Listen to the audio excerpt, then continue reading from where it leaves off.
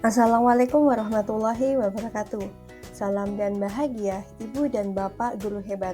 Salam guru penggerak. Perkenalkan, saya Lulu Nurhamidah, calon guru penggerak Angkatan 9 Kabupaten Nganjuk. Saya bertugas di SMP Negeri 1 Atap Rejoso. Pada kesempatan kali ini, saya akan berbagi tugas koneksi antar materi modul 2.1 tentang pembelajaran berdiferensiasi. Sebelumnya, perkenalkan fasilitator saya, yaitu Ibu Sawitri Mardia, dan pengajar praktik saya, yaitu Bapak Muhammad Abdul Majid.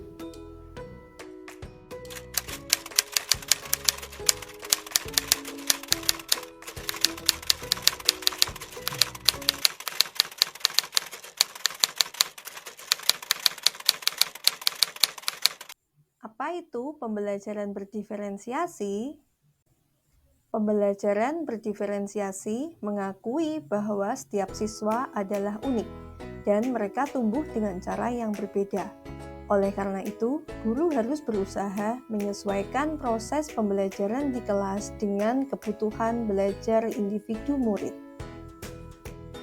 Pembelajaran berdiferensiasi adalah serangkaian keputusan masuk akal atau common sense yang dibuat oleh guru dengan berorientasi pada kebutuhan belajar murid. Keputusan-keputusan yang dibuat adalah yang berkaitan dengan kurikulum yang memiliki tujuan pembelajaran yang didefinisikan secara jelas. Bagaimana guru menanggapi atau merespon kebutuhan belajar muridnya? Bagaimana guru menciptakan lingkungan belajar yang mengundang murid untuk belajar? Manajemen kelas yang efektif.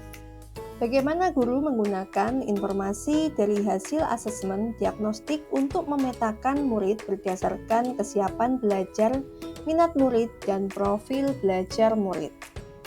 Sehingga pembelajaran berdiferensiasi haruslah berakar pada pemenuhan belajar murid dan bagaimana guru merespon kebutuhan belajar tersebut.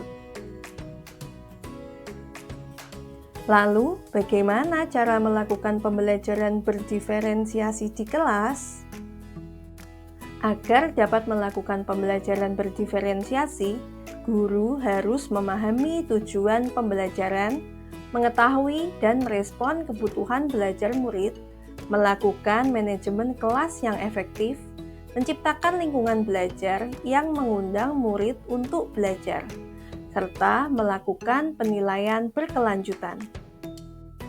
Berkaitan dengan kebutuhan belajar murid, guru harus memahami 3 aspek berikut ini, yaitu yang pertama, kesiapan belajar murid atau readiness, kedua, minat murid, ketiga, profil belajar murid. Yang dimaksud dengan kesiapan belajar atau readiness, yaitu guru perlu melihat kesiapan belajar murid untuk mengetahui kapasitas murid mempelajari materi, konsep, atau keterampilan baru. Minat murid. Di sini, guru memberikan pilihan kepada muridnya untuk belajar sesuai dengan minatnya. Belajar sesuai dengan minat dapat meningkatkan motivasi belajar siswa. Yang terakhir yaitu profil belajar murid. Guru memberikan kesempatan kepada murid untuk belajar secara alami dan efisien bergantung dari gaya belajar, kecerdasan majemuk, budaya, dan lingkungan murid. Kebutuhan belajar murid dapat diidentifikasi berdasarkan cara-cara berikut. 1. Mengamati perilaku murid. 2. Mengidentifikasi pengetahuan awal. 3. Mereview dan melakukan refleksi terhadap praktik pembelajaran. 4. Berbicara dengan guru murid sebelumnya. 5. Membaca raport murid di kelas sebelumnya. 6. Menggunakan berbagai penilaian formatif dan diagnostik. Terdapat 3 strategi untuk mendiferensiasi pembelajaran. Yang pertama, diferensiasi konten. Kedua, diferensiasi proses. Ketiga, diferensiasi produk. Dalam penerapannya, guru dapat memilih salah satu atau kombinasi dari ketiganya. Adapun yang dimaksud diferensiasi konten yaitu berkaitan dengan apa yang kita ajarkan, seperti materi, konsep, atau keterampilan yang perlu dipelajari berdasarkan kurikulum. Mendiferensiasi konten bisa dilakukan dengan membedakan pengorganisasian atau format penyampaiannya, bukan mengubah atau menurunkan standar kurikulum. Untuk diferensiasi proses, yaitu kegiatan yang memungkinkan murid berlatih dan memahami atau memaknai konten dengan cara membedakan proses yang harus dijalani murid. Sedangkan diferensiasi produk yaitu bukti yang menunjukkan apa yang murid telah pahami dengan cara membedakan atau memodifikasi produk sebagai hasil belajar murid, hasil latihan, penerapan, dan pengembangan apa yang telah dipelajari. Lalu, adakah keterkaitan antara modul pembelajaran berdiferensiasi dengan modul-modul yang lain? Tentu saja ada.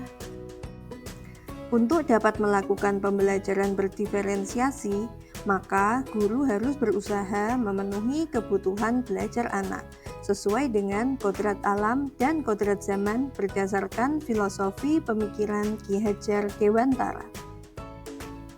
Dalam melakukan pembelajaran berdiferensiasi, seorang guru penggerak harus berpihak pada murid, reflektif, mandiri, kolaboratif, dan inovatif untuk menciptakan pembelajaran berdiferensiasi agar dapat memenuhi kebutuhan murid.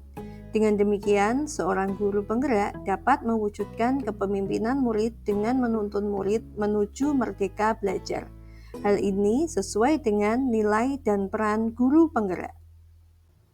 Pembelajaran berdiferensiasi dapat menjadi salah satu strategi untuk mewujudkan visi guru penggerak yang memberikan pendidikan berpihak pada murid. Dalam pelaksanaan pembelajaran berdiferensiasi, antara guru dan murid harus ada kesepakatan kelas terlebih dahulu agar proses pembelajaran dapat berjalan dengan baik sesuai dengan nilai-nilai budaya positif. Berdasarkan koneksi antar materi modul 2.1 pembelajaran berdiferensiasi, saya menarik kesimpulan bahwa 1. Pembelajaran berdiferensiasi sangat erat kaitannya dengan proses pembelajaran yang berpihak pada murid, sesuai dengan filosofi pemikiran Ki Hajar Dewantara. 2. Nilai dan peran guru penggerak merupakan komponen utama dalam mewujudkan pembelajaran berdiferensiasi. 3. Guru harus menetapkan visi dan misi guru penggerak agar dapat melayani murid sebagai subjek belajar. 4. Pembelajaran berdiferensiasi dapat dilakukan dengan baik jika murid menerapkan budaya positif. Bapak Ibu guru hebat, demikian tadi koneksi antar materi modul 2.1 tentang pembelajaran berdiferensiasi yang telah saya buat. Semoga dapat menginspirasi. Terima kasih atas perhatiannya. Guru bergerak Indonesia maju. Salam guru penggerak. Tergerak, bergerak, menggerakkan. Wassalamualaikum warahmatullahi wabarakatuh.